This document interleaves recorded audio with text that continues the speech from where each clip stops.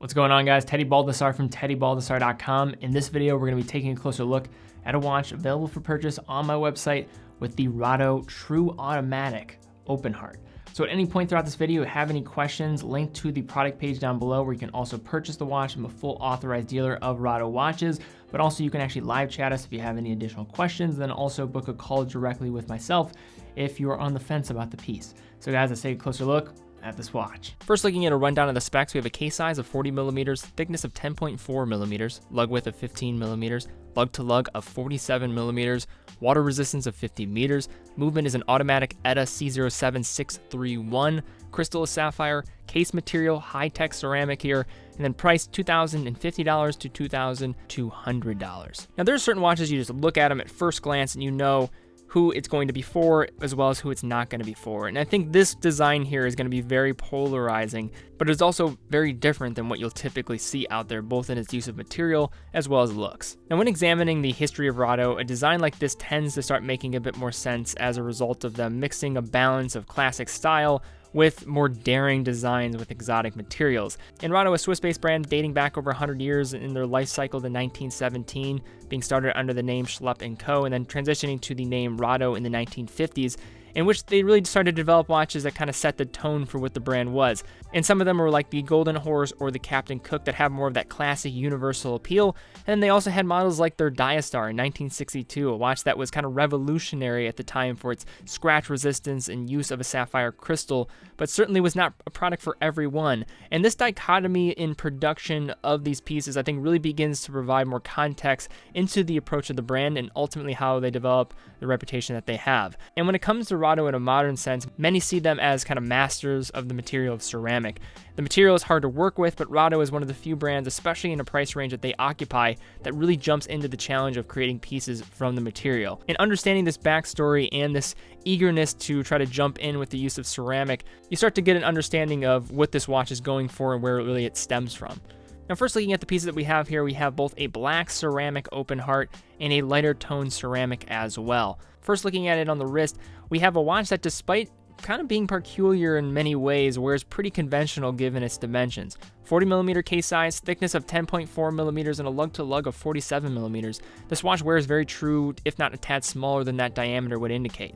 The piece, when factoring in all the different dynamics and the actual weight on the wrist, they tend to wear much lighter than that of stainless steel, yet still have a bit of presence to them. For this true open heart, I think it could be worn on wrists as small as 6 inches or 6.25 inches, kind of that being more the smaller end of things, and then scaling up to 7.5 inches in terms of size. I think it's residing in a very nice comfort zone for the majority of the people out there. The case, as mentioned, comes in a high-tech ceramic, which by default is going to have a more glossy and reflective look to it on its surface, but is also going to hold up against scratches very well, as this is not a surface-level application here in terms of the material. Similar to the case, the bracelet on the piece also comes in the same material to match and lends to a very comfortable wearing experience. The smooth texture of the links drape over the wrist and is going to really differentiate greatly from the world of stainless steel especially.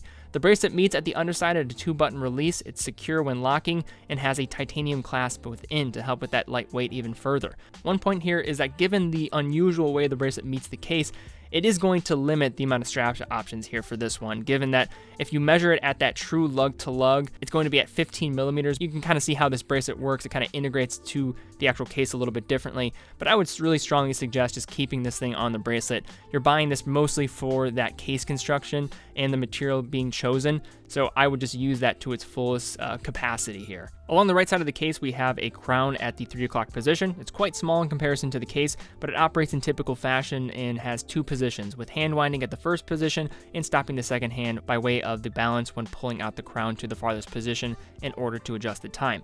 Now, one cool point about this piece, apart from the case material, is perhaps the aspect here that makes itself known as soon as you glance in the direction of this dial, with the open heart design here. Now, there are many levels of open heart designs out there, with some of them just showing a small portion of the movement within, but this is not one of those pieces, and much of the internal workings of the movement are actually on full display. At the 5, you can see the coiled up mainspring, and then the oscillating balance wheel, as well as the pallet fork and escapement wheel moving in the upper aperture on the dial. Along the outside of the dial are applied markers with the Rado logo at the 3, with a rotating anchor in a much smaller format than normal. The hands and markers contain lume that are not going to occupy or shine with great incandescence, considering that the limited surface area that they occupy, but they do the trick.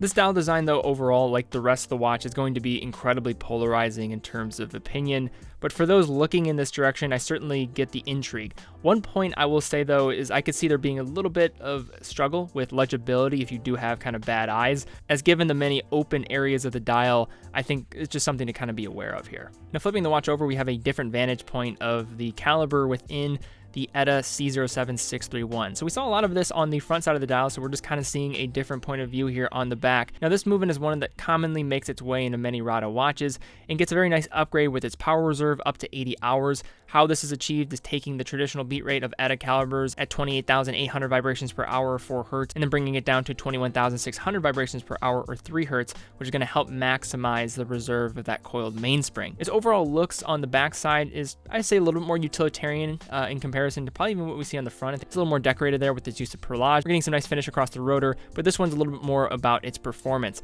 and you're certainly getting that here. So 21,600 vibrations per hour, 3 Hz in terms of the beat rate. Features hacking, so you can stop that second hand when pulling out the crown to the farthest position, and then hand winding is also a feature here as well, and then power reserve 80 hours. And in terms of accuracy, these ones here, just for some anecdotal reference, running at 2 to 3 seconds a day off of perfect time, and I don't think you necessarily can say this is the norm, but usually you're getting very good performance out of these Rado movements. Now, just to sum up this piece, I think ultimately this is going to be one that is going to really draw the line on where you're going to fall. You're either going to love this piece or you're going to hate this piece, and I think it's pretty self-explanatory why. It's a little bit more of a daring design, both with its use of material as well as its open heart profile. So you're just going to kind of have to decide what side you're on. I get both sides and why the intrigue is there. In terms of the case material, I think it's actually exceptional. You're not going to be seeing this use of ceramic for a full case in this price range very often.